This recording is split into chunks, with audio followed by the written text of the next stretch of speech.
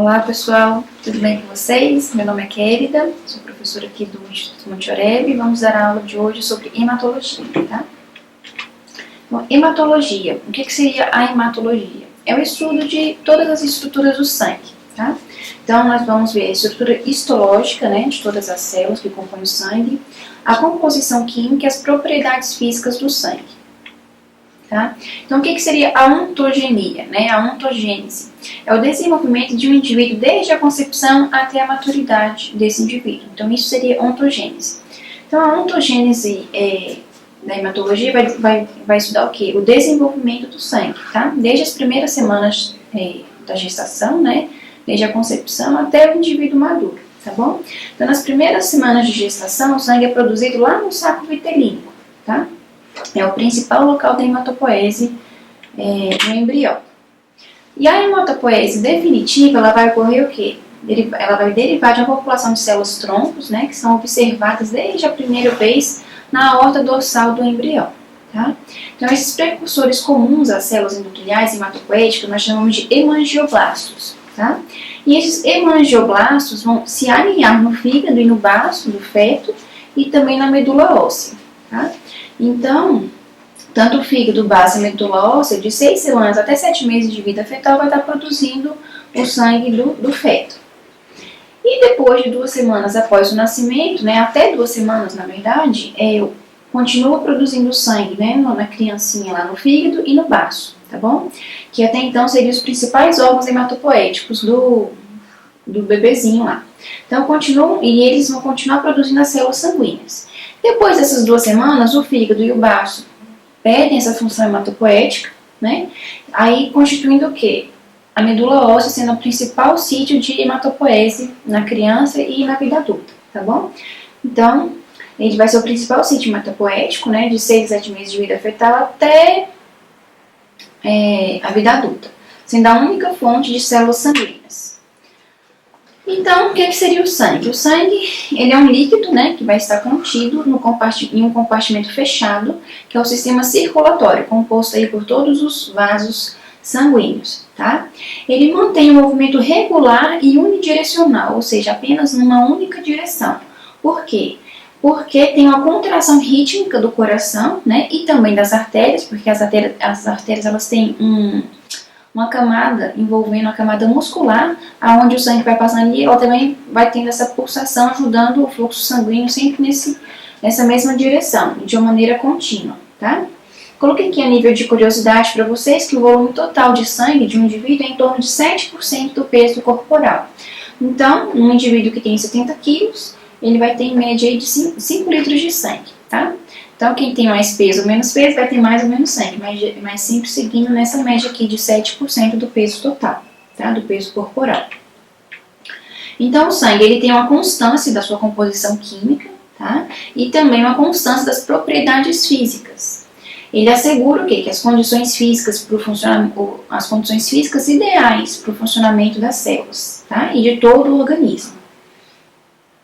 E também, essa constância da composição química e das propriedades físicas, elas advêm o quê? Da rapidez com que as substâncias entram e saem do sangue quando estão em excesso ou em concentrações abaixo do normal, tá bom? Então, o sangue é constituído pelo quê, professora? O sangue ele tem 2 fases, que nós chamamos de 2 fases, que é a fase sólida e a fase líquida, tá? Aqui na fase sólida são as células, tá? São os eritrócitos e os leucócitos e os fragmentos de células, que seriam as plaquetas, tá? E a fase líquida, né, que é o plasma, que é composto o quê? O plasma é composto por soro e por fibrinogênio, que é uma proteína associada à coagulação do sangue, tá bom? Então, seriam essas 2 fases, a sólida e a líquida, composta por células e pelo plasma, tá? Então, o plasma, eles têm o quê? Substâncias orgânicas e os elementos inorgânicos, ok? Então, nas substâncias orgânicas, nós temos o que? As proteínas, né? A principal, a albumina, temos globulinas, lipoproteínas, fibrinogênio, que correspondem a 7% de todo o volume plasmático, tá? Nós temos elementos nitrogenados, que não proteicos, né? Ou seja, que não são proteínas. Então, são o que? A ureia, a creatinina, ácido úrico, amônio, os aminoácidos.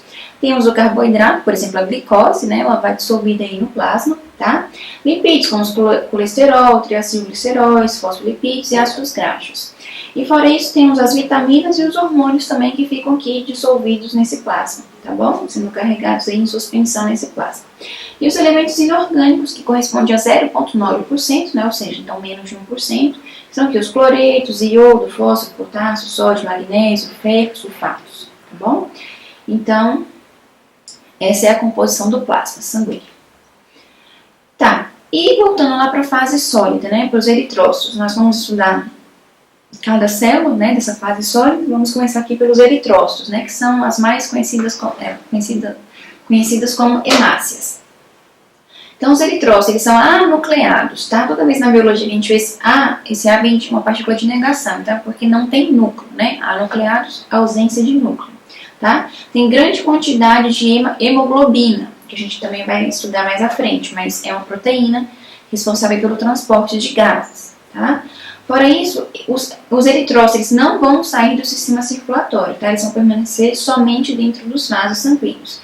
E são discos bicôncavos, né? Ou seja, tem concavidade de um lado e de outro, por isso bi, né? Bicôncavos.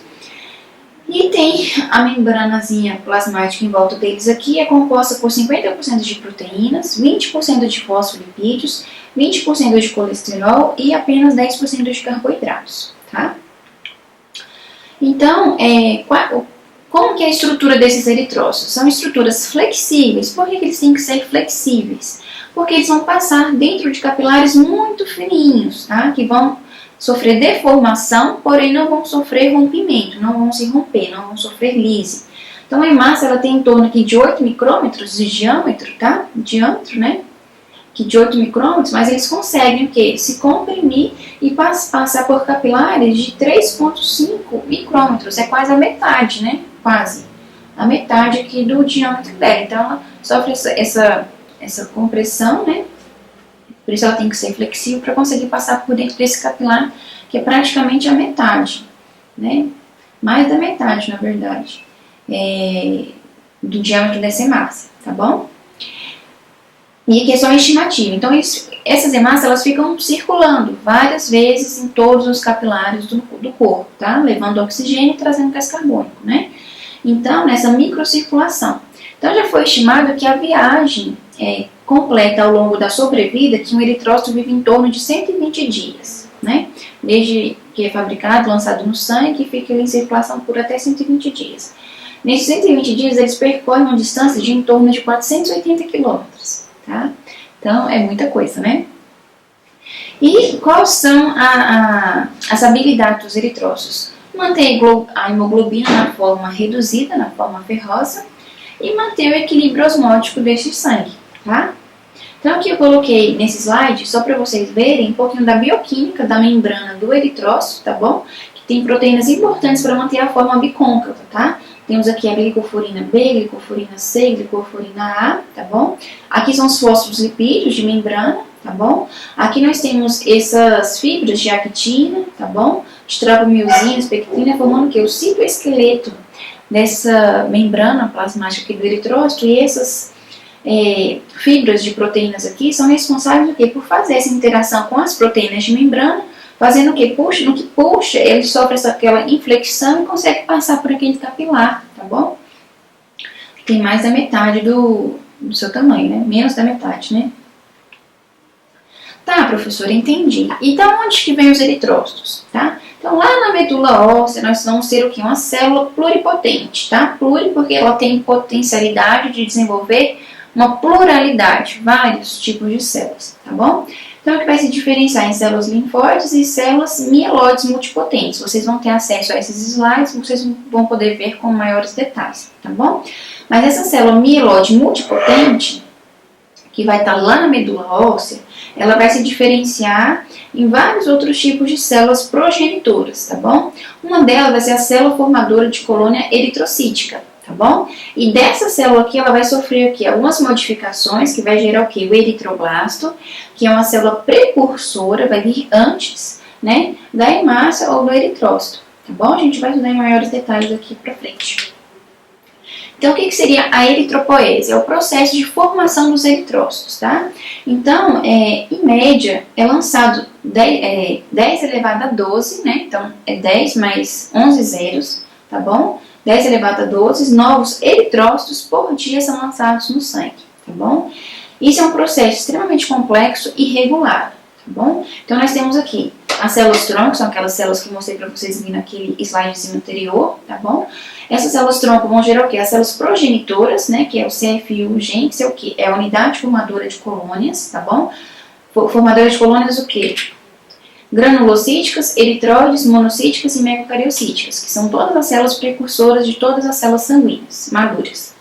E vai passar o quê? Dessa célula progenitora vai passar pela BFU, que são as unidades de formação explosiva eritróide, que ainda vai passar também por outros processos de maturação e modificações, formando o quê? O CFU, que seria a unidade formadora de colônia eritróide. E daqui vem até formar os pró-eritroblastos, ok?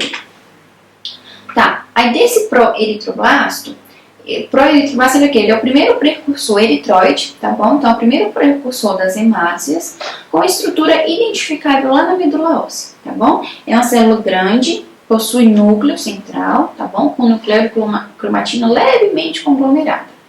Então, esse proeritroblasto ele vai sofrer o quê? Divisões celulares, tá bom? E dessas divisões celulares vai gerar uma série de eritroblastos, que seria um precursor do eritrócito.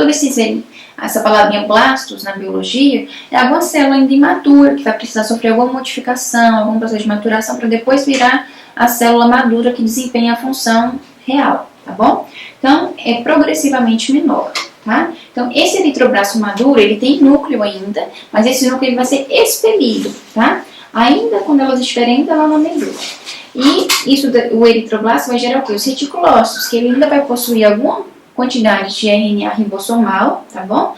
E é capaz de sintetizar também hemoglobina, tá?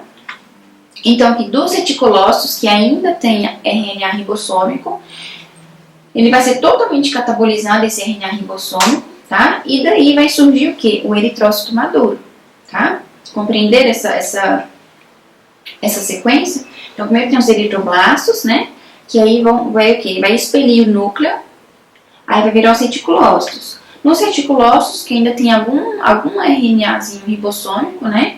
Que também vai ser catabolizado, vai ser ali quebrado, digamos assim, e vai gerar o quê? O eritrócito maduro, tá? Então, esse eritrócito maduro que é a hemácia, tá bom? Popularmente aí, a hemácia, tá? Então, sendo o quê? Aquelas características que nós vimos anteriormente. Disco bicôncavo, sem núcleo, né? Então, núcleo ausente, e tem uma coloração rósea. Se a gente olhar na lâmina do microscópio, vai ver que ela tem essa coloração rósea. Então, em geral, um proeritroblasto vai gerar o quê? 16 eritrócitos maduros. Nesse esqueminha aqui mostra, ó, um proeritroblasto, né? Gerando o quê? Esses eritroblastos iniciais, tá bom? Aí depois vai gerar aqui eritroblastos intermediários, que são policromáticos. Se a gente olhar no microscópio, a gente vai ver divisões de cores, tá bom? Isso ainda tudo lá na medula óssea do indivíduo, tá bom? Nesses eritroblastos desenvolvidos, tá? São os piquenóticos, quando o núcleo começa a se reduzir, vai gerar o quê? Os reticulócitos, né? Então, aqui nesses núcleos piquenóticos, ele sofre a exclusão, né? Esse núcleo ele é expelido, formando o quê? Os reticulócitos, que nós vimos que não tem núcleo, mas ainda tem o quê? RNA ribossomal, né? E aí, depois esse RNA ribossomal aqui do reticulócito, ele é digerido, tá bom? Ele vai ser catabolizado, gerando o quê? Os eritrócitos. E isso aqui tudo já acontece onde? Já no sangue, tá bom? Então, essa sequência aqui de amplificação e maturação do desenvolvimento dos eritrócitos maduros a partir de uma célula de proeritroblasto. Então, gerando 16, tá? Então, esse é o processo de eritropoese, que seria a formação dos eritrócitos do sangue. Tudo isso está baseado no livro de Fundamentos de Hematologia e também no livro de Histologia Básica, do Junqueira e Carneiro, tá bom? Está lá nas referências bibliográficas. Então, aqui também nesse esqueminha, mostrando aqui para vocês, com microscopia óptica, né, os vários estágios de desenvolvimento dos eritroblastos, tá bom? Mostrando aqui ainda o núcleo, né, bem proeminente, tá bom? Aqui o núcleo já começa a se reduzir, tá vendo aqui no D e no C, no B e no C, tá? Com esse processo aqui de digestão do núcleo, e o próximo estágio seria o quê? Expelir esse núcleo e catabolizar o RNA e gerar o eritrócito maduro, tá? Tá, e qual seria o estímulo para produzir mais eritrócitos, tá? É um hormônio chamado eritropoetina, que é produzido lá nos rins do indivíduo, tá? E qual seria o estímulo para produzir este hormônio? A baixa tensão de oxigênio, tá? Então, quando tem pouca tensão, pouca concentração, digamos assim, para facilitar o entendimento de vocês, pouca tensão de oxigênio nos tecidos dos rins, o rim ele vai fazer o quê? Ele vai produzir a eritropoetina, tá bom? Aí essa eritropoetina, que é esse hormônio, vai lá nas células formadoras de explosão dos eritrócitos e nas unidades formadoras de coluna eritrocítica, lá na medula, tá bom? E vai estimular essas células que vão o quê? Se diferenciar, produzindo o quê? Os proeritroblastos, que vai passar por todo aquele processo que eu contei para vocês, né? De expulsão de núcleo, catabolização de RNA, né? Formando os reticulócitos aqui, e daqui sofre a diferenciação, formando o quê? Os eritrócitos circulantes, anucleados e bicôncavos, responsáveis por levar todo o oxigênio e o gás carbônico. Então, esses novos eritrócitos circulantes vão o quê? Entregar mais oxigênio aqui ao tecido dos rins, que vai estar fazendo toda aquela filtração, né, sanguínea, aquela filtração glomerular ali do sangue. E aí, com um maior aporte de oxigênio, vai ser o quê? O estímulo para inibir a produção da eritropoetina, tá bom? Então, é um mecanismo fisiológico para poder estar equilibrando essa concentração de oxigênio, ok? Então, é assim que é feita essa regulação. Então, como eu disse, né, o aumento do fornecimento de oxigênio vai aumentar a massa dos eritrócitos, a quantidade de eritrócitos, de hemácias, né? Ou porque vai levar mais hemoglobina, né, que vai estar liberando mais oxigênio, e isso vai fazer o quê? Diminuir o estímulo para a produção do hormônio eritropoetina, tá? Lembrando que 90% é produzido nos rins e 10% no fígado. Esse esqueminha aqui para vocês, só mostrando aqui, né? Um eritroblasto, né? Reticulócito e aqui um eritrócito maduro, tá bom? Então aqui, ó, o normoblasto, né? No caso, o eritroblasto, ele tem DNA, alguns livros chamam de normoblasto, mas aqui tá chamando de eritroblasto, é a mesma coisa, tá? Essas são nomenclaturas diferentes que alguns autores abordam. Então, tem DNA nuclear? Sim. No reticulócito e no eritrócito maduro não tem, tá bom? RNA no citoplasma tem aqui no eritroblasto, tem no reticulócito, mas não é mais presente aqui no eritrócito, tá? Nas hemácias. Opa. Medula óssea, aqui na medula óssea. Tem normoblasto na medula? Tem. Tem reticulócito na medula? Tem. E hemácia também tem, tá bom? No sangue não tem presença de eritroblasto, tá? Essa é uma célula que não fica circulante aí no sangue periférico, ok? Tem reticulócitos presentes no sangue e as hemácias, que são que compõem o sangue, né? Então aqui vai estar comparando essa tabelinha, quantidade de DNA e de RNA, ok? Então, assim, essa eritropoetina, quando a gente dosa ela, tem uma função diagnóstica, tá? Tem uma utilidade. Porque quando ela está muito aumentada, pode ser indicativo de tumor secretor de eritropoetina, tá bom? E pode causar uma poliglobulia, que a gente vai estar vendo um pouquinho mais à frente. Tá? E quando ela está muito baixa, pode ser indicativo de uma nefropatia, ou seja, uma doença no rim, tá? Uma nefropatia grave. Tá, professora, entendi então. Então, nós já vimos do que o sangue é formado, né?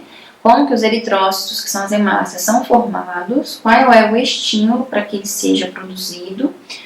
E nós vimos o quê? Que a função, né, de todas as hemácias aí, por ação da hemoglobina, está fazendo o quê? O transporte de oxigênio e gás carbônico. E qual proteína é responsável por fazer esse transporte? É a hemoglobina, tá? Então, a hemoglobina é uma proteína especializada no transporte de oxigênio, tá? Para os tecidos e de carregar o dióxido de carbono, no caso o CO2, dos tecidos para os pulmões, ok? Aonde a gente espere. Então, cada eritrócito ele tem em média de 640 milhões, tá, de moléculas de hemoglobina. Cada hemoglobina, tem 3 tipos de hemoglobina, né? Mas a dominante, a principal, é a hemoglobina do tipo A, que ela é dominante a partir dos 3 a 6 meses de idade e perdura por toda a vida adulta. Tá? Então, a hemoglobina, né, ela consiste de 4 cadeias, tá, de proteínas, no caso polipeptídicas, beta, e cada uma tem um grupo M. A gente vai ver mais à frente, vai ficar um pouco mais claro, Então, como que ocorre essa síntese da hemoglobina? As mitocôndrias, elas são o principal local de síntese da protoporfirina, que é um precursor da hemoglobina, tá? Então, aqui tem aqui a célula, né? Aqui nós temos a mitocôndria, tá? Aqui é a organela mitocôndria, lembra lá da biologia celular, responsável por produzir toda a energia. Tem outras funções também, né? Dentre elas, uma é essa. Tem a proteína aqui, que é a transferrina, que é uma proteína responsável por carregar todo o ferro, tá? Para dentro da célula. Então, aqui, ó, ela tá carregando e tá soltando o ferro aqui dentro, tá vendo? Então, aqui, dentro da mitocôndria, vai ocorrer uma reação, tá? Onde ela vai condensar um resíduo de lisina com a succinil coenzima A, tendo como cofator a proteína B6, tá? Então, dessa condensação e por ação do ALA, que é o ácido aminolevulínico, vai ocorrer aqui, ó, essas reações formando aqui essa substância, que depois vocês vão receber esse slide, vocês vão poder ver direitinho, tá bom? E dessa condensação aqui e por ação do ALA, vai formar o quê? A protoporfirina. E a protoporfirina vai se juntar ao ferro ferroso, né, que no caso é o ferro 2+, que entrou aqui pela célula, por ação da transferrina. E a protoporfirina com o ferro vai formar o quê? O grupamento M, tá? Então, esse grupamento M, ele vai se juntar com as cadeias de globina que foram produzidas lá nos ribossomos, né, como qualquer outra proteína, tá? Formando aqui as cadeias alfa e beta. Então, ocorre a junção do grupo M com essas globinas. E daí forma a hemoglobina, tá? Então, o que seria hemoglobina? Essa proteína formada dessa forma que eu acabei de explicar para vocês é um tetrâmero, ou seja, uma cadeia de 4, tá? De 4 cadeias de globina. Sendo que cada cadeia tem um grupamento M, tá? Que é esse grupamento aqui formado com o ferro. E tudo isso é responsável por conduzir o oxigênio ou o gás carbônico. E como que carrega e descarrega esse oxigênio e esse gás carbônico, pessoal? Aí é a função da hemoglobina, né? Então, aqui é um desenho esquemático mostrando a hemoglobina, tá bom? Com as cadeias alfa e beta, né? 1 e alfa e beta 2, da hemoglobina. Então, o oxigênio ele se encaixa aqui, tá? Nesses espaços. E essas cadeias, elas sofrem o quê? Elas se movimentam, tá? Uma sobre a outra, é como se fosse uma roda que girasse assim, tá?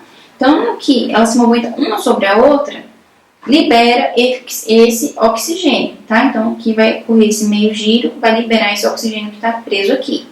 E aí acontece o quê? Acontece o quê? Esse oxigênio é descarregado, como eu falei, e ela vai adquirir essa conformação. Nessa conformação vai ocorrer uma separação, tá, das cadeias betas. Então você pode ver que aqui aumentou o espaço, ó, entre as cadeias betas, tá vendo? Porque aqui o espaço já era bem menor. Então, no que ocorre esse espaçamento das cadeias betas, consegue penetrar aqui esse metabólito, tá? Que é o 2,3-DPG. Então, esse metabólito vai o quê? Vai diminuir a afinidade da hemoglobina pelo oxigênio. Então, assim, ela consegue carregar, tá? O oxigênio, quando ela perde essa afinidade, ela consegue carregar os metabólitos. Então, é assim que acontece esse transporte, tá? E temos algumas proteínas também que vão estar favorecendo todo esse mecanismo, todo esse funcionamento, ok? Então, o ácido fólico, por exemplo, ou vitamina B9, ou folato, ou metilfolato, todos são sinônimos, tá? É uma proteína que ela tem a importância de atuar na síntese e na reparação do DNA, tá bom? Ela também atua na divisão e no crescimento das células, ela produz novas proteínas, né? Como cofatores aí, e também atua na saúde cardiovascular, tá? E do sistema nervoso. E ela tem uma importante função aonde, professora? Na formação das hemácias, tá? Então, ela vai estar atuando aí também na formação das hemácias. Então, eles ajudam a manter o ferro no organismo e vai estar auxiliando nessa produção, nessa eritropoese, tá bom? E também na granulopoese, que é a formação de glóbulos brancos, que a gente vai ver um pouquinho mais à frente também. E a vitamina B12 também tem a sua função aqui, tá? Que também pode ser sinônimo com cobalamina. Se vocês virem cobalamina, é sinônimo de vitamina B12, tá? Então, por que ela é importante? Porque ela ativa a absorção do ácido fólico. Se você tiver um nível bom de ácido fólico, mas não tiver vitamina B12, não consegue absorver, tá? Então, uma está sempre andando junto com a outra. Então, ela é convertida na forma biologicamente ativa, que é o tetrahidrofolato, tá? Ela também tem função na formação, na maturação e na proteção das hemácias, beneficia a formação do DNA durante toda a divisão celular, evitando deformações dos glóbulos vermelhos. Então, é de extrema importância essas duas proteínas, tá? Deficiência de B12, de B9 e de B12, né? De ácido fólico e de cobalamina. São os primeiros sinais da sua deficiência, gera o quê? Confusão, fadiga, tá? Fraqueza. Uma deficiência de folato pode levar a uma anemia em adultos e desenvolvimento tardio, né? Um desenvolvimento mais lento nas crianças. A deficiência é associada também com manifestações graves, como anemia megaloblástica e anemia perniciosa, que a gente vai ver um pouquinho mais à frente, tá? Justamente por conta disso, né? Porque elas atuam na formação e na manutenção do ferro. Então, aqui eu coloquei essa fotomicrografia, no caso de microscopia óptica para vocês, mostrando aqui um corte de medula, tá? Medula óssea, então é a medula hematógena, ou seja, a medula que produz o sangue, né? Por isso a medula vermelha. Mostrando 5 capilares sinusoides, tá bom? Que são aqui as cabeças de septo, tá? Mostrando esses capilares, tá? Sinusoides. E aqui são células de gordura, tá bom? Contendo muitos eritrócitos. Aqui mostrando aqui um eritrócito em mitose, tá bom? Mas aqui, ó, mostrando os eritrócitos, ok? Esses grandes não, perdão, esses pequenininhos aqui, esses mais clarinhos. Aqui outro corte de medula óssea vermelha, né? Mostrando que é um grupo de células eritrocitárias circundadas por esta linha, tá bom? Então aqui são todas as células eritrocitárias, tá? E alguns neutrófilos imaturos, que a gente vai ver um pouquinho mais à frente também, os neutrófilos, mas só para vocês verem, que são esses aqui, ó, indicados pelas cabeças de septo. A gente já vai ver a morfologia de todos eles, tá? Mas aqui são os neutrófilos, um tipo de célula de defesa, de leucócito.